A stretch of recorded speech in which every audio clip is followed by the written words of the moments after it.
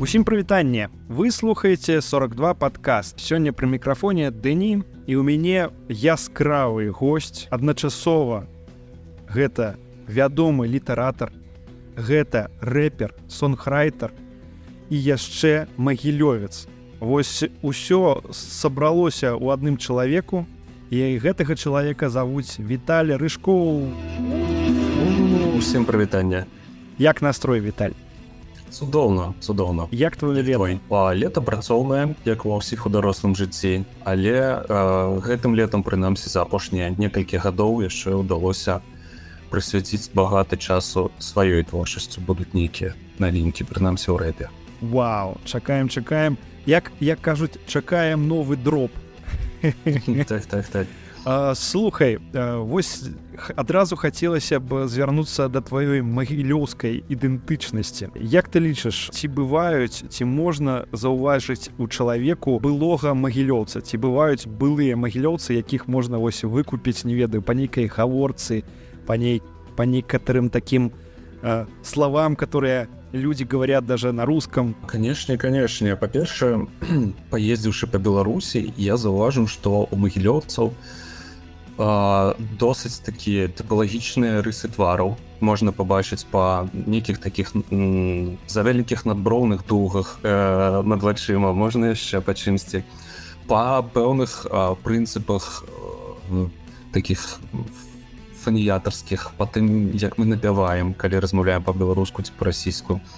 І, канешне ж, слоўцы, то бок мала хто ведае, што слова лажа у магілёўцаў можа мець два значэнні. І не толькі штосьці кепскае, але і штосьці смешнае. Я не ведаю, як так атрымалася. Гэта страшна здзіўляла ўсіх маіх сяброў з іншых рэгіёнаў Беларусі. А яшчэ у нас ёсць слова батнік, тое, што мінчукі называюць байка. І я не ведаю, так, я, дарэчы, высвятляў гэтае пытанне. Батнік — гэта насамрэч проста такая цёплая кашуля для дрывасекаў. І я не ведаю, з якой такой памылкі, можа быць, з 90-х, з рэчавага рынку «Спартак» гэта штосьці перамясцілася, і магілёўцы ведаюць, што такое батнік. Я таксама ведаю добры прыклад таго, як магілёўцы ўспрымаюць слова «касяк», як слова «касяк» успрымаюць мінчукі. Для мінчуку касяк — гэта, конечно, не рэчыва, якое трэба ўжываць, а касяк, нешта дробнае, нейкая памылачка, якую мы зараз выправім, ды ўсё будзе добра. А для магілёўцаў касяк — гэта ўсё капец, я звальняюся, усё труба, ўсё прапала. І вось такія адрозненні цікавыя, якія трапляюцца, якія мне таксама распавядаюць людзі з розных беларускіх месцаў, з розных гарадоў. Цікава пра сябе пачуць і адчуць. Такім чынам мы сёння падабраліся да тэмы такой мясцовасці, якую будзем разглядаць у разрэзе, у кантэксце, як яно насамрэч быць магілёўцам. Быць магілёўцам, што для цябе можа быць у гэтым такім тэрміне?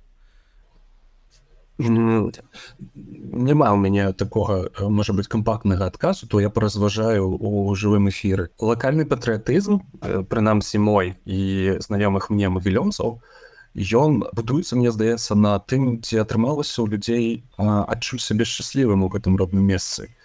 І адчуўшы ў ім сваё нейкае такое лакальнае шчасце, пачаць даведвацца, дзе ж гэта я стаў такім шчаслівым, ці адбыўся як чалавек, як прафесіянал, і пачынаць дазнавацца пра тое, што было ў гэтым Магілёве 100, 200, 300, 400, 500 гадоў таму. Это не абавязкова рабіцца прафесійным гісторыкам, даследчыкам ці этнографам, скажам, спрабаваць зразумець, што гэта за леў такі, ці быў гэты Машэка, ледь не сказаў Машэраў, пахаваны гэта все, што там за магілёўскае гэта паўстанне, на чым базуецца, умоўна кажучы, гэта магілёўская 3D рэчаіснасць, якой няма, якую ўжо не пабачыш. То бок, хтосьці мог чуць фразу пра тое, што Магілёў быў багацейшы за Вільню ў свой час. І Вільню мы цяпер бачым з усімі брукаванкамі, з усімі наступствамі мультикультурнай сталіцы. А ў Магілёве, да жалю, гэтага не бачна. Вось гэтая спроба уяўляць і ўпісваць сабе ў гэты кантэкст, і ёсць гэтая магілёўскасць. Плюс, як хтосьці жартаваў яшчэ, калі мне было 20, а магілёўцы больш патрыёты Магілёва, чым Беларусі. Я цалкам з табой згодны, і яшчэ цікавая рэч, што мне даволі шмат траплялася людзей, якія больш патрыёты Магілёва, прыехаўшы ў гэты горад, нават не нарадзіўшыся там, чым людзей, якія там нарадзіліся і якія проста марылі пахутчэй адтуль зрабіць ногі, паехаць там у Піцер, ну ці Мінск. Вось, я памятаю да гэтага часу, як я чытаю онлайнер і бачу там такі фотаздымак свайго такога аднакласніка, які там падпісан мінчанін Антон, там распавядае пра тое, як ён зрабіў бізнес там на чым-то. Я думаю, ё-маё, які ты мінчанін, Антоха, у нулевым пакаленні. Вось, і гэта цікавы такі, не ведаю, з'ява, якая адбываецца, і вось я цалкам згодны наконт шчасця. І з гэтага вынікала маё наступнае пытанне, як палюбіць гэты горад, які ўвогуле даволі мала любяць па адчуванням. Ні турысты, нават людзі, якія там жывуць, якія вельмі часта думаюць пра гэты горад як такая часовая кропка свайго знаходжання, што вось яшчэ крыху пажыву, там, не ведаю, скаплю грошыкаў і паеду. З розных прычынаў, вось, але вось ёсць такое. Слухай, я зрабіў невялічкае даследаванне, свядомы даследчык, і паглядзеў на Ютубе каля 40 відэаблогаў ад турыстаў, ці беларускіх, ці расійскіх турыстаў, якія прыязджаюць у Магілёў. І яны распавядаюць пра гэты горад, што там атрымалася іх прачытаць у Вікіпедыі ці не.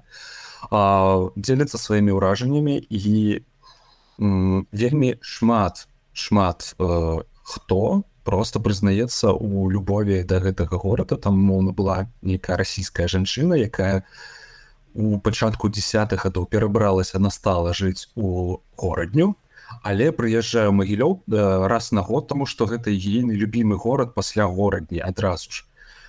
І яна з вялікім задавальненнем там распавядае, і, там, скажем так, руска-імперскую гісторыю Магілёва, пра Кацярыну Другую, дзе там Рэч Паспалітая распадалася, аркі паказвае, расказвае, што такое Думкін клуб. Быў, праўда, нейкі чалавек з сярэдняй Расіі, які прыехаў у Магілёў уначы напрыканцы зімы, і там яго не прымалі карту МІР, ці нейкую расійскую карту. Чамусьці у яго там не працаваў Wi-Fi, там уключыўся роумінг. Ён пайшоў гуляць па рабочым, вакол заводаў усіх там. І яму чакана не спадабаўся гэты горад. Вось, але былі мінчукі, пара вельмі прыемная, якія казалі пра тое, што, калі не Мінск, то Магілёў, дакладна. І яны проста распавядалі пра... Там чалавек ездзіць у Магілёў мэтанакіравана, каб адзначыць свой дзень нараджэння. Там яму нейкая кавярня падабаецца каля астролага, каля Зорнай плошчы. І ён з захапленнем распавядае і пра кухню, і пра, там, скажам, архітэктуру. І яны прыязджалі ў правільны час, ведаеш, прыблізна сярэдзіна траўня, калі ўсё яшчэ свеженькае, зелёненькае, то кароткім адказам мае быць, як палюбіць Магілёў, прыехаць у яго ў правільны час з правільным настроем хіба. Дакладна. І вось, дарэчы, мне падаецца, што вось гэты правільны час, гэта якраз так пачатак сярэдзіня траўня і дзесьці канец верасня. Бо потым пачынаецца вось такая невядомая зіма-восень, якая цягнецца амаль паўгады, і ў гэты час не вельмі прыемна. Зрэшты, не, я хацеў бы запярэчыць каротка. Я памятаю, што позняй восенню, у пачатку 2000-х, калі я быў падлеткам, вучыўся пісаць вершы, хадзіў па горадзе, я акурат і злавіў сябе на думцы, што Магілёў прыгожы. То бок лісця ўжо не было, і толькі ліхтары дзесьці там у цэнтры свяцілі праз галлё, праз кроны дрэваў, і гэта выглядала вельмі так містычна, вельмі так па-караткевіцку, па-дняпроўску, з туманам і ўсё такое. Так. Я нават зараз прыгадаў такі свой настрой, калі знаходзішся дзесьці ў сярэдзіне лістапада ў раёне ратушы, і там яшчэ пахне нейкімі каўбаскамі, і глядзіш на гэтыя ўсе старыя будынкі, і нават сябе чамусьці адчуваеш не ў Магілёве, а дзе-небудзь у Празе, таму што вось нейкая такая атмасфера, такі спакой, гэтая такая вільгаць у паветры. Яшчэ ў дадатак, апроч такога знешняга, ёсць жа ў нас такі творчы дух горада, я не ведаю. Я жартаваў пра тое, што творчы дух магілёўцаў — гэта крыўдлівасць, таму што ў нас горад заснаваны на чалавеку, які вельмі пакрыўдзіў прота магілёўцаў на магіле чалавека. Так доўга святкавалі, што паўстаў горад. Але гэта легенда не зусім праўдзівая. Магілёў яшчэ майго юнацтва — гэта вельмі творчае асяроддзе. Гэта куча паэтаў, гэта неімаверная колькасць гуртоў розных скіраванасцей. Мы падлічвалі, што вось у сярэдзіне нулявых мы змаглі падлічыць больш за 100 гуртоў, якія ці актыўныя, ці менш актыўныя, і гэта поп, рок, крышку менш рэпу было, металісты нейкія там яшчэ былі, і лічба падавалася проста неймаверная, яна не укладалася ў галаву. І калі знайсці вось гэты патаемны андер Магілёў творчы, я думаю, за гэта таксама можна было б яго полюбіць, калі ты такі ж самы творчы чалавек. Вось некаторыя кажуць, што прыналежнасць да месца, яна першапачаткова вызначаецца вось такой як бы прыстаўкай магілёўскі. Напрыклад, там магілёўскі літаратар, магілёўскі музыкант, магілёўскі актор ці рэжысёр, нехта з Магілёву. Як увогуле можна акрэсліць зараз вось гэту прыналежнасць у 2024 годзе? Магілёўскім можна быць без гэтай прыстаўкі? Можна заставацца, не ведаю, нарадзіўшыся ў Магілёве ці пражыўшы ў Магілёве, заставацца магілёўскім у такім і ўнутры, і звонку. То бок, вось гэта магілёўскасць, яна нейкім чынам можа быць вырашальнай для кагосьці рысай ці не?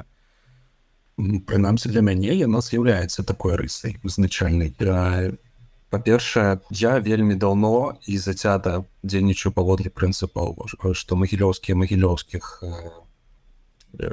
падтрымліваюць, і гэта мая місія, там дапамагаюць ва ўсім, і я стараюся гэта рабіць заўсёды без ганарару ці з мінімальным ганарарам. Любая кансультацыя, дапамога, і гэта частка маёй місіі.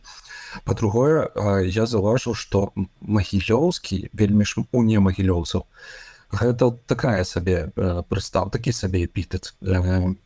Бо камусьці там з маладзейшна ці з горадні часам падаецца, што мы такія ляцні МНР, такія ўжо не зусім уже беларусы, там так дыфузна прыядноўваемся да суседняй дзяржавы туды на ўсход. Гарадзенскі для іх азначае, што якасны, гістарычны, а магілёўскі, ну такі тыпу расійскі, крыху правінцыйнымі месцамі. Гэта тычыцца не толькі Магілёва, гэта тычыцца ўсёй нашай вертыкалі, Віцебск, Магілёў, Гомель, што вось мы какія-то такія усходнікі. І даведаўся я пра гэтую з'яву толькі пераехаўшы ў свой час у Мінск. І я такі, ого, нішто сабе, а мы там думалі, што мы ўсіх любім, і нас усе любіць, а аказваецца, мы нічога не зрабіўшы, такі антызнак якасці сваёй магілёўскасцю нясем. І я, змагаючыся з гэтым, скажем так, заўсёды падкрэсліваю, што не, ребята, тое, што вы зрабілі такі турыстычны флёр вакол горадні, не азначае, што горадня адна такая. Не, у Магілёве было не менш, а можа і больш, і ў Віцебску, і тым ліку. І самыя старыя цэрквы, і цікавыя гісторыі, і летапісы. Ну, сапраўды фары Вітаўта не было, але ж ёсць чым замяніць. Вось. І працягваючы рухацца па пытанні, мне здаецца, што, ну, немагчыма гэтую магілёўскасць выкінуць, калі ты, скажам, Ну, складана забыць, што слова лажа — гэта яшчэ і штосьці смешнае. Дакладна. Я зараз прыгадаў гісторыю, калі вяртаўся з Масквы цягніком і ехаў у адным купэ з дзяўчынай, якая ўжо даўно жыве ў Маскве. І мы даволі шмат размаўлялі пра вось якраз магілёўскасць. Я на той час рэдка бываў у Маскве, і мне было цікава паслухаць людзей, якія вось там жывуць настала, і як яны там абжыліся, як яны ўвогуле бачаць сваю будучыню. Ну, было цікава, што такая дзяўчына даволі простая, так, як офісная трудяга, якая, канешне, ўжо там вельмі шмат працуе, і жыве ўжо сваё жыццё з Масквы, але я вось кажу, слухайце, ну вось вы ўжо там нават як масквічка размаўляеце, але ўсё роўна едзеце да матулі, каб адпачыць, каб там это самае, ну то бок нельга, не можна ўжо без Магілёва жыць. А яна змагла неяк выкінуць мяккаватае г са сваёй расійскай мовы. Да. Перестала декать и декать. Она говорила так, очень так, вот так вот. А деканье. Она могла сказать, дяденьки, тетеньки сидели на деревце без зайца? Не, гэта, конечно, еще не было, потому что на той час яна жила 10, там, 8 годов. Просто развучиться декать и декать практично немагчыма. Это только акторы беларускія умеюць, у іх там адмысловы курс ёсць, як класці язык на нёба. А паколькі беларускія гаворкі, беларуская мова канвенцыйная, літаратурная складалася з цэнтральна-беларускіх гаворак у 20-30 гады, гэта акурат, ну, беларуская мова паўстае з нашага рэгіёна, калі бо, ну, памятаеце, да Ракава ад Беластока да Ракава была іншая дзяржава у момант, калі складалася літаратурная беларуская мова. І на нашых вось гэтых мяккіх г шмат у чым паўстала норма.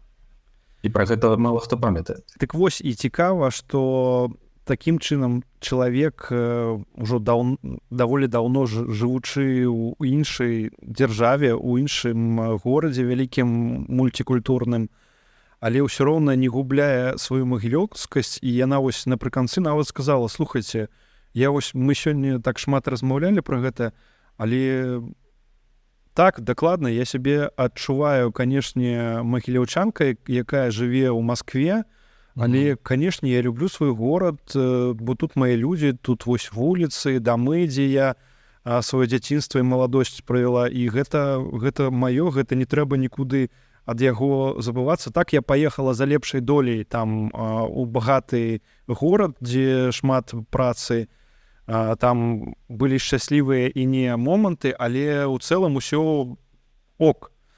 І мне прыгадалася у Noise MC ёсць песня пра Магілёў, і твоя гісторыя ў чымсьці твой расповед у чымсьці перагукаецца сюжэтам гэтай песні пра тое, што дзяўчына паехала у Маскву, і у яе там спецыфічная праца, і вось яна ў нейкі момант в Москва-Сіці узмольваецца, каб гусі з казкі Сэлмы Лагерлёв перанеслі яе паводле рыфмы, канешне ж, у Магілёў. Вельмі шчымлівая песня. Я чытаў, калі выйшаў гэты трэк, я чытаў, што Магілёў там з'явіўся толькі для рыфмы, таму што не было магчымасці Сэлму Лагерлёв з чымсьці зарыфмаваць.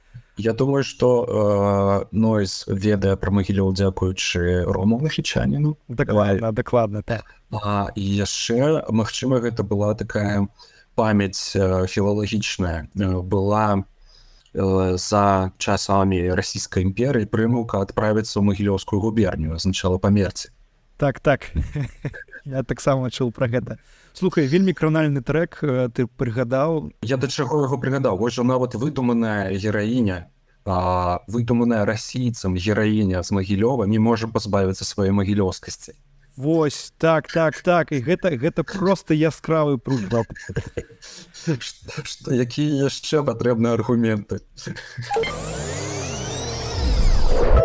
Мне цікава, як магілёўскасць прывіваецца магілёўцам, якія зараз жывуць у горадзе, праз тое, што распавядаецца, што робіцца ў нашым горадзе зараз крутога? Ну, напрыклад, вось там будуецца ўжо апошняя чарга гэтай абвадніцы, якая ідзе з Казіміраўкі на касманаўтаў плошчу.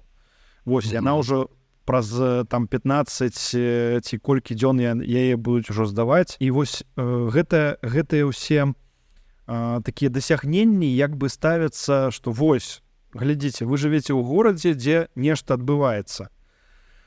Як вось гэтую магілёўскасць рабіць больш натуральнай? Таму што мне падаецца вось пра гэтыя ўсе дасягненні, што мы пабудавалі новую дарогу, таму давайце любіце Магілёў яшчэ больш, гэта нейкае такое штучнае ўтварэнне. Таму што, дарога і дарога. Я там ніколі не ездзіў і не буду ездзіць, што мне да гэтага? Я Магілёў люблю зусім за іншае. Як вось гэтая магілёўскасць, як яе падтрымліваць? Вось мне здаецца, што мае быць некалькі кропак уваходу. Умоўна кажучы, калі ты аўтамабіліст і ты любіш горад, у якім менш пробак аўтамабільных гэтых затораў, то хай сабе. Калі ты любіш, не ведаю, там чысціню ці бронзавыя нейкія упрыгожванні скульптурныя, хай сабе. Гэта адна кропка, але мае быць яшчэ некалькі іншых, то бок, скажам, гісторыя. Вельмі цікава мне было, я бачыў адзін здымак, дзе губернатар Магілёўскай вобласці і, па-мойму, Мядзведзеў сядзелі насупраць адно аднога, а на фоне у іх быў герб Магілёва. І я падазраю, што ні той не ўяўляюць сабе, што пад чым яны сядзяць насамрэч. І, можа быць, бо калі б уяўліў хтосьці з іх, калі б хтосьці з іх добра ведаў, скажем, што такое пара, гэты герб, яны б, напэўна, ў кадр адзін з ім бы не ўлезлі ў такой сустрэчы. Вось жа, але, да, і мне б хацелася, я проста самастойна вымушаны быў шукаць всякія цікавосткі пра Магілёў, магілёўскую гісторыю, і вось гэта магла быць яшчэ адна такая кропка. І натуральна, што апроч гэтага, гэта нейкі такі творчы андэрграунд, усе гэтыя гурты, мастакі. Урэшце, на самай вялікай банкноце на беларускіх 50 рублях, на секундачку, не здарма кавалачак Магілёва. Магілёўка. Ведаеш, гэтую купюру называюць Магілёўка. Нічого. Вось, і я быў здзіўлены, кшталту вось сярод тых, хто займаецца гандлем, там, дай мне 2 Магілёўкі. Ой, клас, мне падабаецца. Так, і гэта вось вельмі крута гучыць, канешне, Магілёўкі. Класны факт, я б яго нават дзесьці скарыстаў. Кажы, Віталь, ты сачыш увогуле за навінамі магілёўскімі, што адбываецца ў горадзе?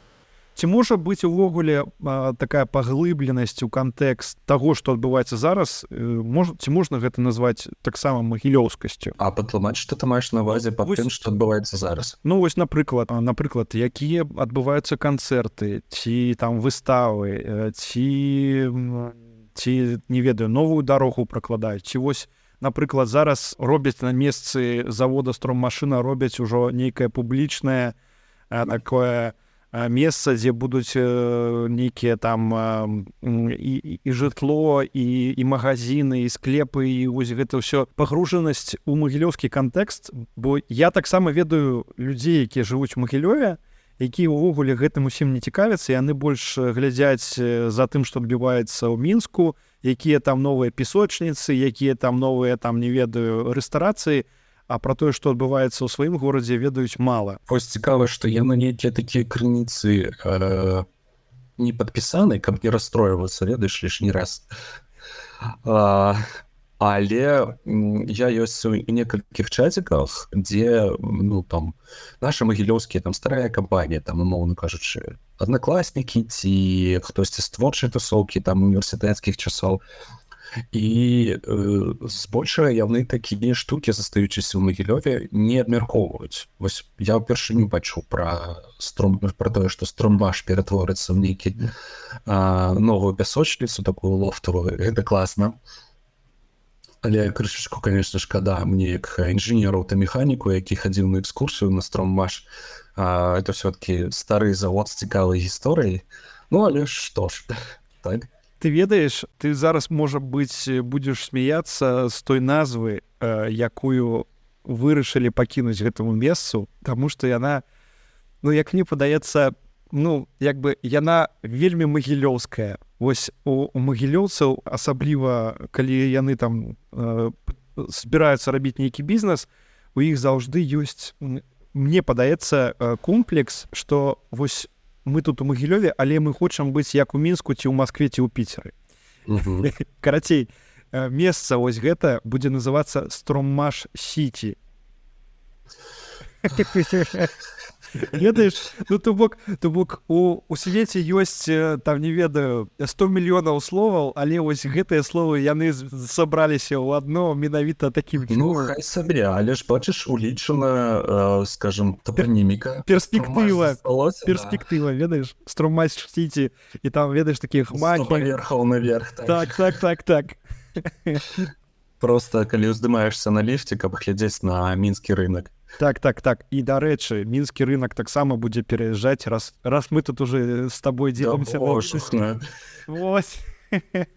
І я табе нават скажу, што быхаўскі рынок таксама будзе пераязджаць. О, не, а што там будзе тады? Ведаеш, гэты горад, ён не спыняецца, ён здзіўляе цябе вось кожны дзень, і гэта цікава. Я таксама ведаю шмат даволі маладых магілёўцаў, якія ўпэўнены, што ў горадзе нічога не адбываецца гадамі. Вось. Але між тым, калі паглядзець, наколькі Магілёў змяніўся за 30 гадоў, гэта, ну, непазнавальна. Гэта з такога даволі сумнага, правінцыйнага, такога крыху шэрага і забітага, з паламаным такім тэатрам, абшарпаным у цэнтры, ён, ну, зрабіўся сапраўды, можа, не сталічным горадам, але горадам, які, ну, можна паказаць людзям, і куды прыязджаюць блогеры запісваць абзоры.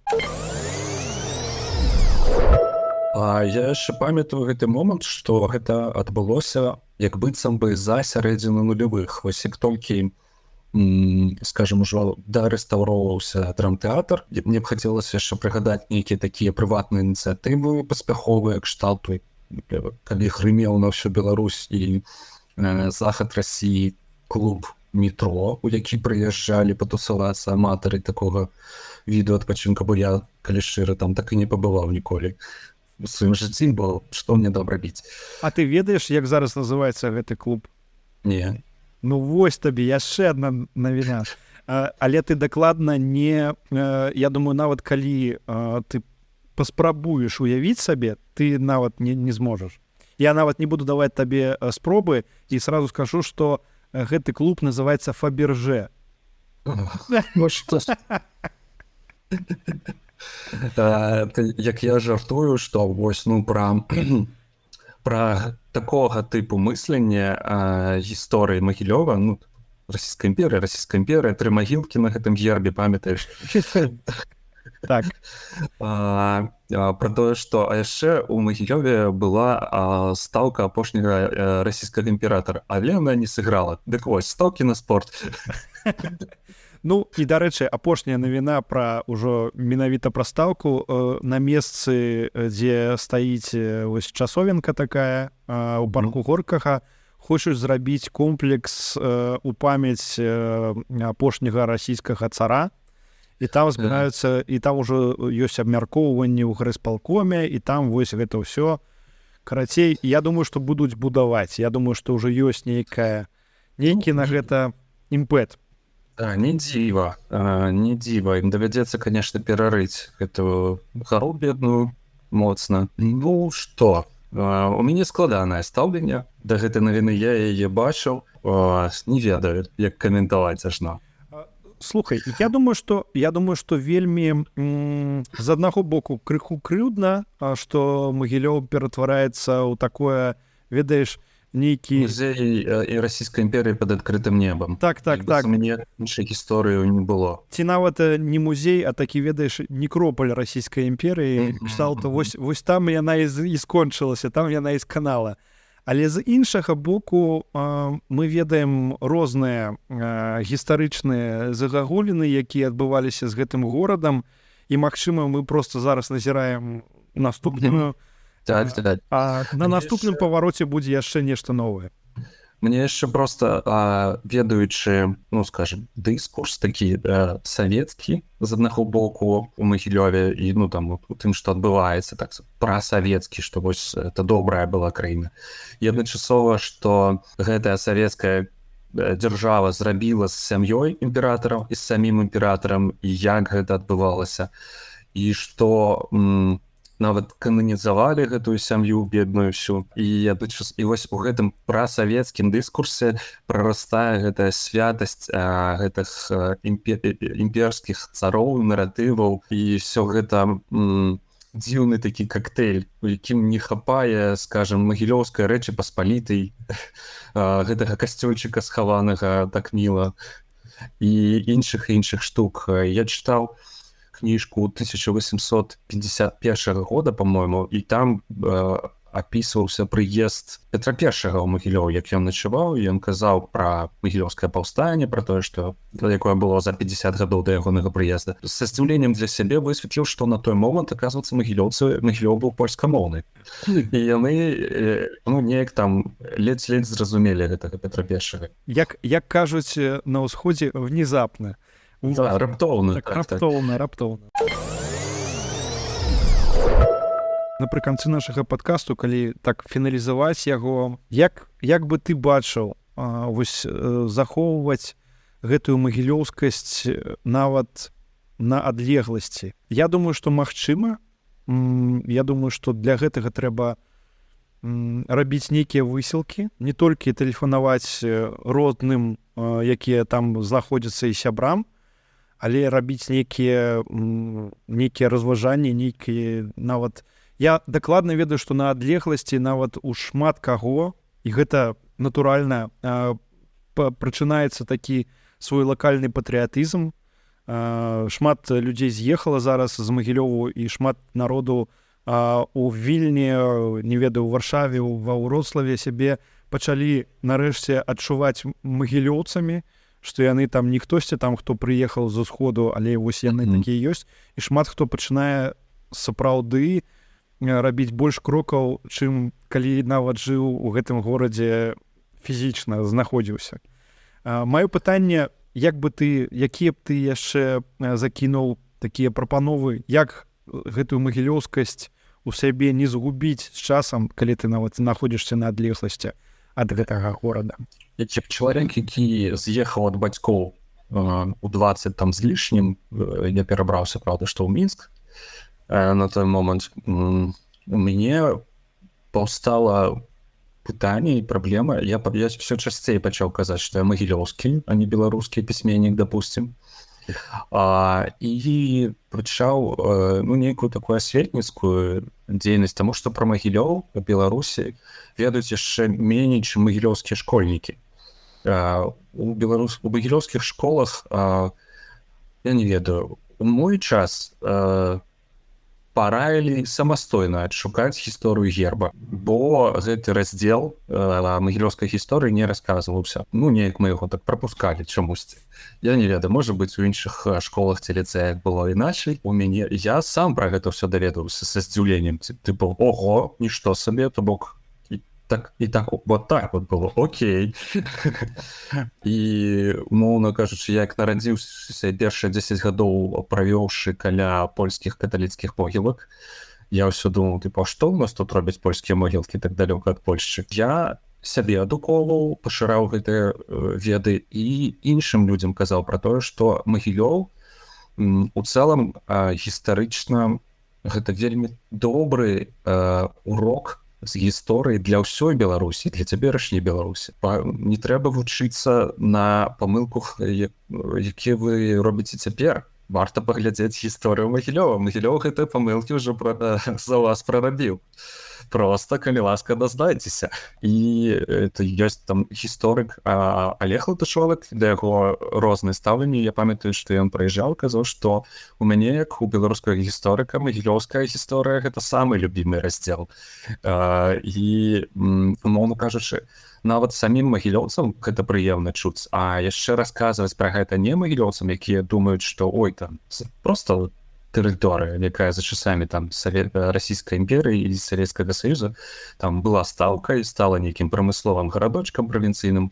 Не, трэба расказваць пра все гэтыя цікавосткі і часцей нагадваць пра сябе, як мінімум. Вось такая у мяне думка. Віталь, дзякуй табе. Я сябе адчуў яшчэ крыху больш магілёўцам. Наша размова неяк мяне уцягнула ў нейкую такую, ведаеш, разважальную такую рэч. Захацелася пераглядзець нейкія здымкі. Дарэчы, вось здымкі, да якіх я пастаянна вяртаюся, гэта тое, як выглядала вуліца Лазарэнкі да моста, да гэтага, да свайго перабудовы. Так атрымалася, што за год да таго, як яго пачалі перабудоўваць, я пісаў нейкі рэферат, які адпраўляў БДУ, каб вось там, не ведаю, паўдзельнічаць у нейкім конкурсе. І я зрабіў гэтыя здымкі, яшчэ як там неяк у кагосьці выпрасіў лічбавы фотаздымач. На той час гэта была такая рэдкая штука. І яны захаваліся таму вось у лічбавым такім выглядзе. І я вось, калі пераглядаю розныя такія архіўныя рэчы, просто дрыжыкі бяруць. А я досыць добра памятаю, паколькі вось жа жыў каля каталіцкіх могілак, хадзіў у 4-ю сярэднюю школу, і мы ў пачатку 90-х у маім дзяцінстве хадзілі той дарогай да таго, як садзіўся мост на Быхаўскі рынак акурат на закупы. І я там, у мяне добра все вельмі в памяці захавалася. Я вельмі не любіў тую дарогу, таму што там вось калі быў снег, калі вось гэтая слякасць, там немагчыма было, калі ты дзіцёнак, здаецца, што гэта ты ўжо ідзеш там паўдні уже па гэтым горкам, ўсё такое хлюпае, нейкія машыны ездзяць, і гэта было так вельмі цяжка. Слухай, трэба рабіць, я думаю, просто асобны падкаст, дзе прыгадваць розныя магілёўскія мясціны і рэфлексаваць і нейкім чынам пачосваць сваю ностальгію. Я яшчэ гатовы заняцца асобны падкаст прысвяціць дэкодынгу маёй песні «Магіла льва». Вось. Праз якую я папулярызую магілёў і магілёўскую гісторыю, і слухаюць яе не толькі магілёўцы. Дарэчы, спасылачку на гэты трэк я пакінуў у шоу-нотах да гэтага падкасту, і абавязкова паслухайце. Там ёсць пра што паслухаць. Дакладна. Вось я зараз прыгадаў і пайду нават пераслухаю. Вялікі дзякуй табе, Віталь, за сённяшнюю размову. Дзякуй за запрашэнне. Вельмі неяк спакойна, міла атрымалася гэта ўсё рэфлексаваць і пачуць цікавыя думкі. Пабачымся, пачуемся. Усім да пабачэння. Да пабачэння.